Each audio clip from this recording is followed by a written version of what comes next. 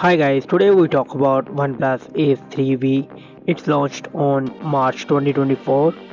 The dimensions of OnePlus Ace 3V: height 6.41 inch with 2.96 inch, thickness 8.5 mm, the weight is 200 gram, and the build front and back glass and plastic frame. The display of OnePlus Ace 3V, it's come with AMOLED 1 billion color screen type. The screen size is 6.74 inches with 89.3% screen to body ratio. The resolution is 1.5K and the PPA density is 451.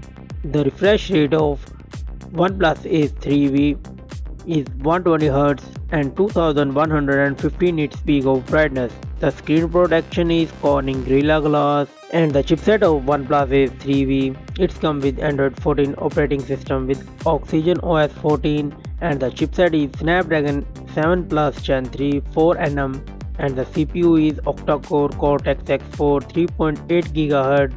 The GPU of OnePlus Ace 3V is Adreno 732. The memory of OnePlus Ace 3V: 12 GB, 16 GB of RAM, 256 GB, 512 GB of ROM. No SD card, no nano memory card support in this mobile. Let's talk about the camera.